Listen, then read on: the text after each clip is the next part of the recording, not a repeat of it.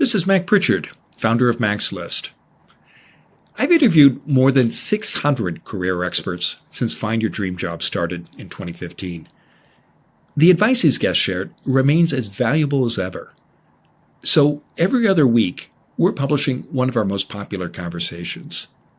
Here's a classic episode I think you'll enjoy.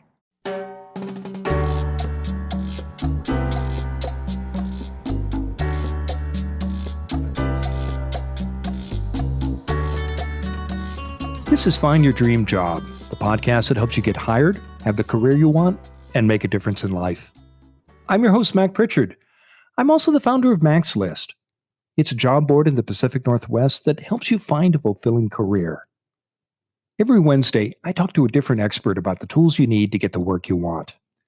From the outside, the interview selection process can look like a black box.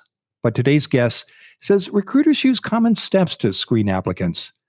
And if you understand how the process works, you can greatly increase your odds of meeting a hiring manager. Agnes Zach is here to talk about how employers choose finalists for job interviews and what you can do to make it to the final round. She's the CEO at Nonprofit Professionals Now.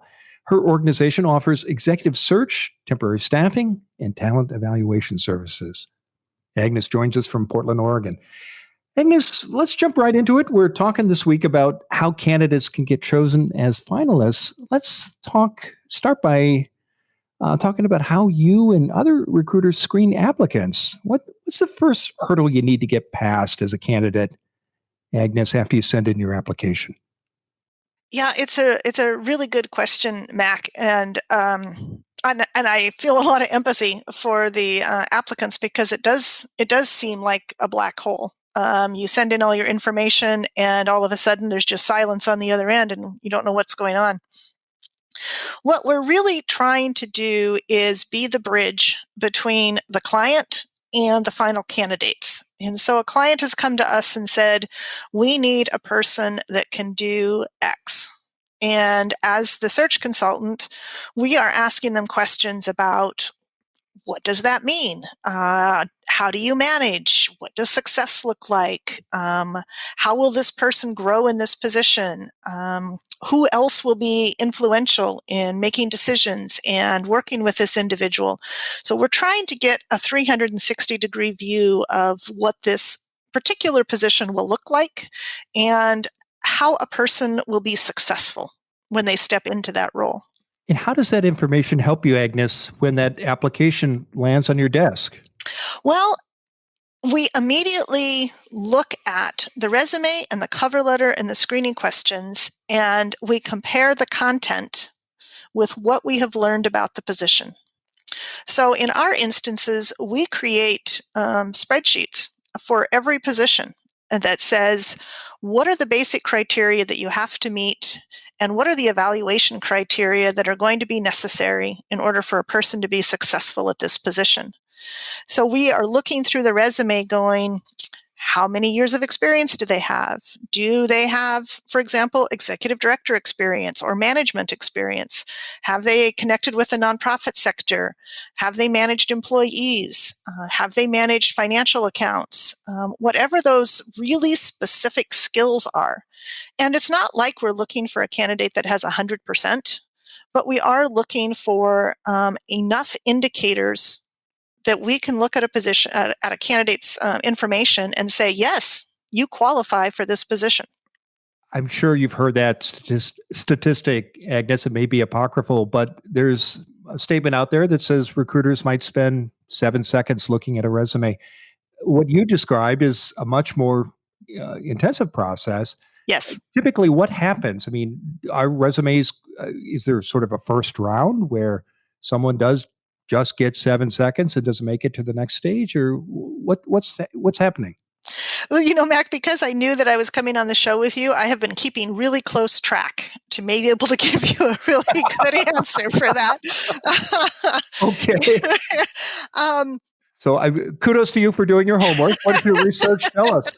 On average, we spend between 5 and 10 minutes on an application packet. So that means the individual's resume, their cover letter, and the screening questions we've asked.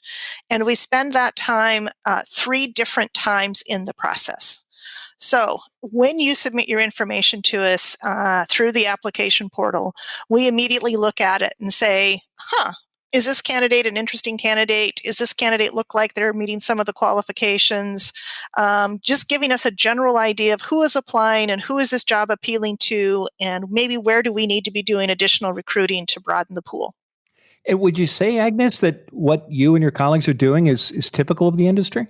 No, I don't believe it's typical. And I think that's why the clients that we have, the nonprofits that we serve, that's one of the reasons why they hire us, because they know that we're going to take some additional time with the people that are applying to make sure that there really is a good fit, that we're getting diversity in the pool, that we're bringing the best candidates forward for the client. So we are a little unusual in the amount of time we spend.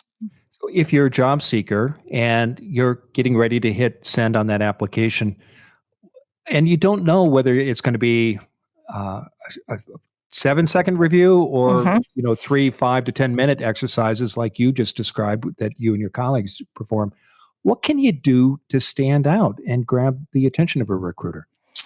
I think there's a couple of different things that you can do, and some of it you've had mentioned on your show previously. The job description is actually a description of the job. So if you're looking at your resume and you're looking at your cover letter and you haven't used words from the job description that indicate that that's an area of expertise or some sort of skill area that you have, you're missing an opportunity, because the faster you scan, the faster someone like me looks at something, the more likely we are to land on words that we recognize. And the words that we recognize are the ones in the job description, because that's what we've been working on for the last 3 weeks. So you should make sure that there's a repetition of words. Now, it used to be that people would say, oh, well, you just type in a bunch of those keywords and it runs through the computer system and it spits out the other end. I don't even have to have a resume. That's actually not true. They've adapted the systems, and artificial intelligence works much better than that than it used to. But we're still, the humans of us are still trying to say, how does the skill system you have match the requirements that we have to move you forward to the client? And those keywords really matter. Okay, so keywords matter, but it's not just about parroting back what's in the description. It's not. So what advice do you have for someone who wants to do what you just described, demonstrate in writing that they've got not only the keywords, but the skills and experience that match with what the employer wants? I would say that's the value of your cover letter. If you think about your resume as your data points, these are my metrics, these are my measurables, this is what I've done, this is how successful I've been in my work, that's the resume. The cover letter is the part where you say, and this is why I'm the right fit for you. I think a really key component for candidates to remember is that you are filling a need for the client. The client has a problem. You, as the potential employee, need to fill it. This really isn't about you, the candidate. This is about how you fill that hole. So if you're looking at the job description, you're looking at your skill base, and you can say, I can solve your problem because I can do X. That's what we need in the cover letter. How do you see candidates get the information they need to address that point? What do they do before they send in their application? Well, it's really interesting. I think people do a lot of different things now because of the pandemic and because of technology. LinkedIn is always popular. I do, exclusive work with nonprofits and government agencies. So pulling up people's 990s, which are the tax forms that they file at the end of each year. Those 990s have information about the mission of the organization, the programs of the organization, where they've seen growth areas, where they've made changes. They're very informative. Annual reports, Facebook and Instagram to see where they've been engaged. All of those same things that you would do for another position. You are gaining familiarity, you are gaining knowledge, and you are gaining connection. I would say it's helpful, as we say, to say, oh, I know somebody, I can network and I can know somebody. That's helpful, but it is not a guarantee. We are trying to bring a diverse pool forward that hits lots of different buttons for the organization. Knowing that there is a connection is nice, but it's not a guarantee. And I'm curious, Agnes, is there anything that's guaranteed? I mean, or is it about doing a number of different things, and the more steps you take in a strategic way, the more successful you'll be? I think it's the latter. I think people like to think that there's an easy way, but there really isn't. I think being a well-rounded candidate, being a persistent candidate, being an interesting person, that's something that's really big in the nonprofit sector is, can you talk to our constituents? Can you talk to our donors? Can you talk to our board? And by talk, they don't mean, can you parrot back the 3 financial pieces that you had? The real question is, can you talk to them like people? I want to ask a little more about having people either serve as a referral or make a phone call on your behalf. What's most effective when you go down that road? Is it asking people to contact a certain person to make a certain point? What have you seen work, Agnes? Generally speaking, the thing that works is a contact to the organization, not to me, that says this person has a connection to us. This is somebody that we as an organization know and are aware of, and we would like to see them considered for this position. And then that information gets passed to me. If someone thinks they can reach out to me directly about another organization's position, I'm still going to have to go through that step. I'm still going to have to reach back to the organization and say, do you know who this is? Is this somebody that you want me to move forward? So it's more efficient on my side if you go the other way. Also, if you come to me directly, I'm working on 3 to 5 different jobs at the same time. And so you may not get the response that you want. It just may be that I see it and I go, and keep moving. Well, how do you recommend people build and maintain relationships with recruiters like you throughout their career? Because if somebody stays in the field and they're likely to cross paths with you a number of times, or your company or your colleagues, what's the best way to stay in touch? I am an active LinkedIn user. I am active with Willamette Valley Development Officers, local nonprofit associations of Oregon chapter. I try to stay connected to AFP. All of those are interest areas around the nonprofit sector, so that I'm actively engaged there. What I really enjoy is having people take a moment to ask if they can just have a conversation with me. I would say about a third of my time, I am just talking to potential candidates. And that doesn't mean that they're a candidate today, that they're looking for a job today. It's that they may be looking for a job in a year or two. And they want to know what's happening in the sector. They want to know what some key skills are that they might want to invest in. They may have some questions about further education, but it's treating me like an informational interview that you would do for anyone else in an organization you're interested in. And how is that going to help you get an interview one day if someone does apply for a position that you're involved in? Well, I think what it really does is it brings that well-rounded idea about the person. It's not just a 2-dimensional person, it's now a 3-dimensional person. And as we said, we're using the resume as a data point, we're using the cover letter as our story and our connector and our keywords. This becomes a third point to say, oh yeah, I remember talking to them. They said they had a real interest in moving into this direction, in learning this new skill.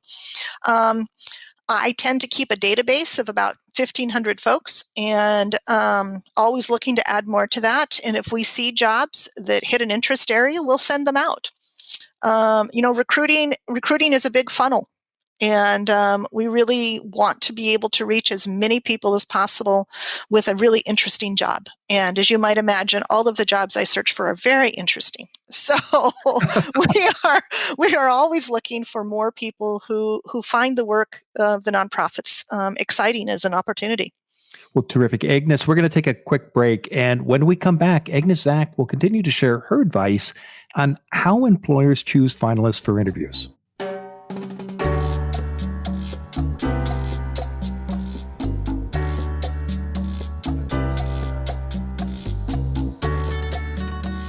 We're back in the Max List studio.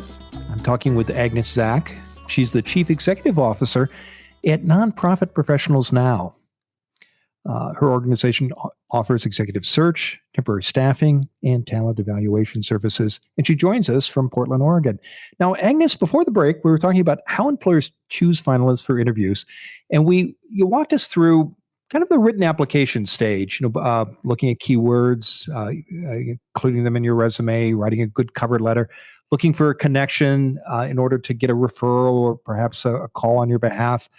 Now, and you talked about how much time you and your colleagues spend reviewing all this material. Now it's time for the interviews. And let's talk about how people move from that written stage to a phone interview. What's going on there, Agnes? At this point in the process, the phone interview for us tends to be really skills-based. Can they do X? Do they have experience with Y? Can they tell me how they would approach this problem? So we've looked at their resumes and cover letters. We have ranked them based on what the qualifications are for the position. And we tend to do phone interviews, phone screens with quite a few folks. We don't want to screen anybody out immediately. So we try to keep it a little bit open.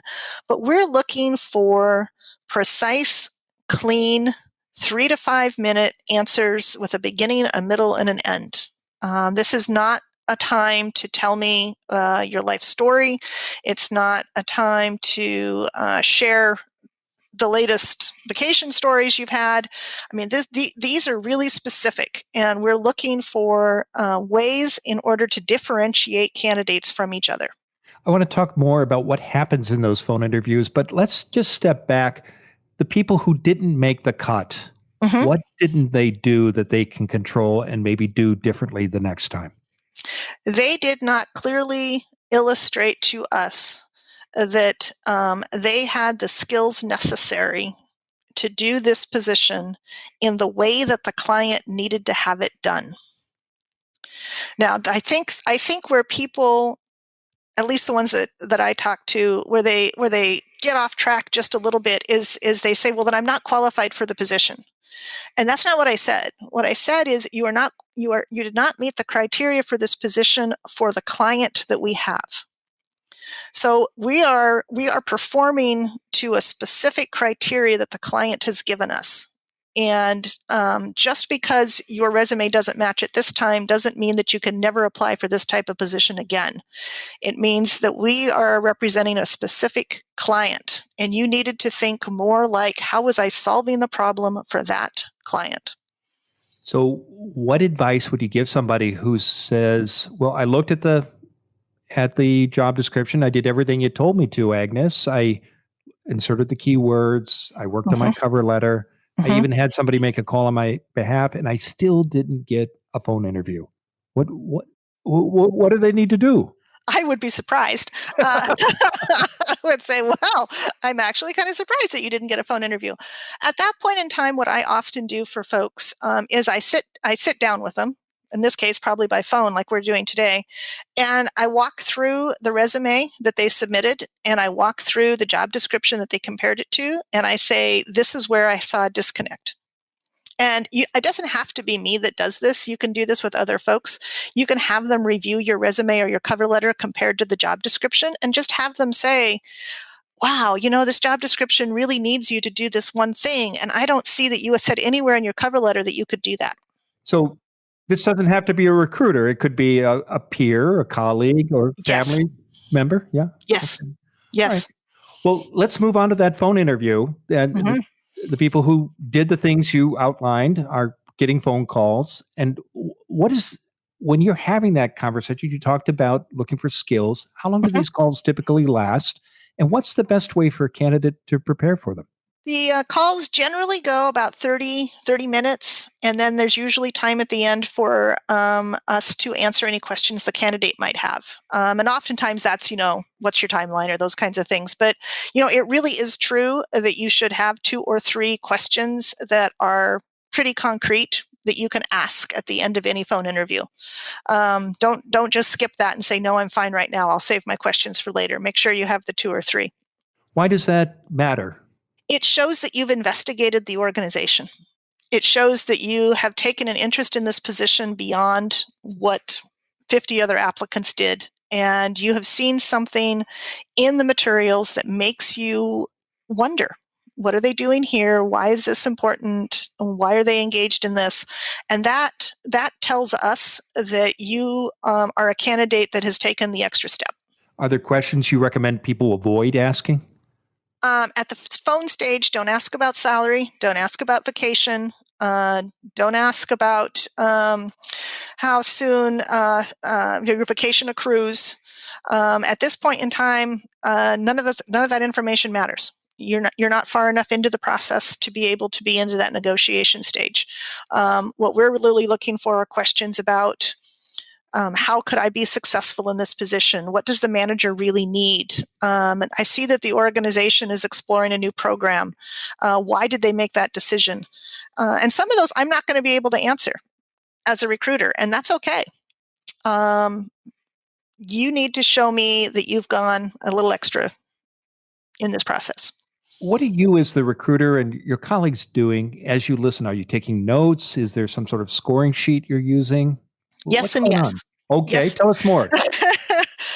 We actually do ours in a two-step process. So during the phone interview, we are taking notes, and the notes are per question, and so that I can go back and review those. I sometimes work with my colleagues, and so there might be two of us doing phone screens, and then we share our notes back and forth to make sure that we've heard or have written up our notes in a way that says, yes, we've covered all these areas.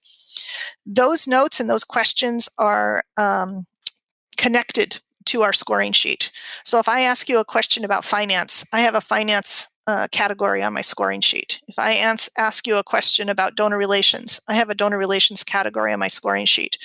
And I have already talked to the client about what a quality answer sounds like. What are the pieces of their response that need to be there to let us know that they understand how this works? And so I am ranking each answer on a scale of usually 1 to 5 on how well I feel like the candidate has responded to the question in a way that meets the client's needs. Agnes, I think everybody who's further along in their career, or even at the start of their career, has had that experience where the phone rings and it's an employer or a recruiter saying, I want to talk to you about this job. Mhm. Do you recommend people, if it comes out of the cold, ask for some time?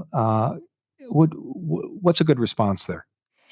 That's a really interesting one. I tend not to try to surprise people because I just don't really think that's fair. But I think it really depends on your personal comfort level.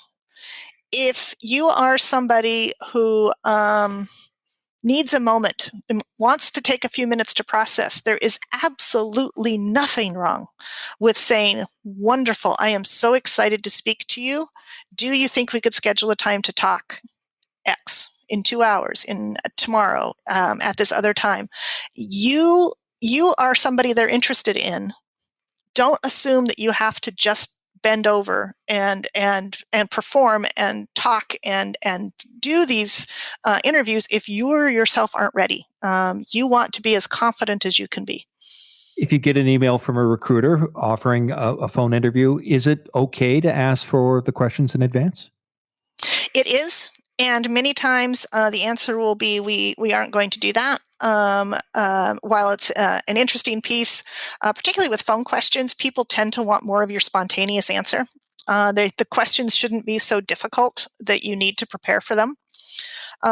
Later on in the interview process, we often try to encourage at least some questions to be given ahead of time so that it's more focused on how a person thinks instead of how they just immediately respond. But the phone interview questions are generally pretty skills-based, and you should be able to answer them without having to see the questions. What's the number one reason that people don't make it past those phone interviews to the final round of interviews? I was just thinking, Mac, I knew you were going to ask that. And now I'm just like, is it because they didn't stop talking, or is it because they didn't talk enough? I'm really serious when I say that an answer has to have a beginning, a middle, and an end, and it shouldn't be longer than 3 to 5 minutes. If you give me a 10-minute answer to the first question, we're not going to get through all the questions. And if you give me a one-word answer, I don't think you know what you're talking about. So it really is thinking concretely about what is the story I want to tell and then telling it specifically. It's like the short answer essays from high school history. If you wrote a page and a half, the teacher said that they didn't think you knew what the answer was and you were just trying to fill in time.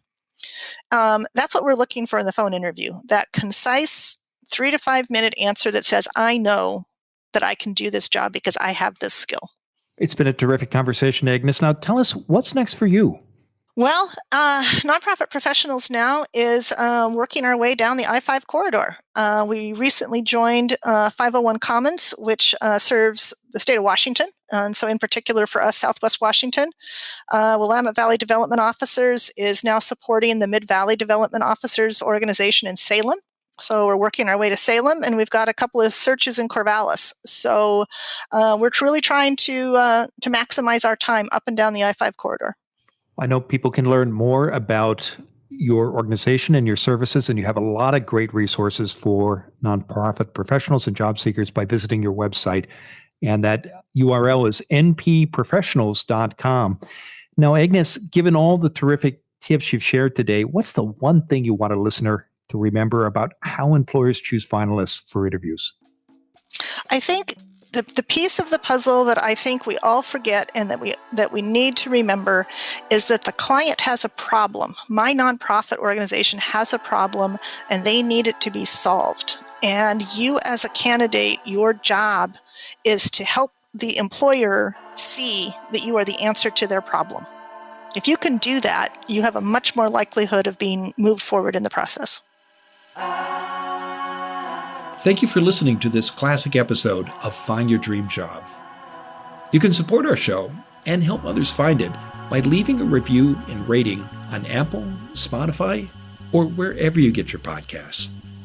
Have a question or a suggestion? Email me at mac@maxlist.org or connect with me on LinkedIn. To make sure you never miss an episode, sign up for our free weekly newsletter at maxlist.org/podcasts. This show is produced by MaxList. The production team for this episode included Lisa Kislenberry Anderson, Jessica Black, Susan Thornton Huff, Dawn Mole, Megan Hattie Stahl, and Will Watts. Music is by Freddie Trujillo. This is Mac Pritchard. See you next week.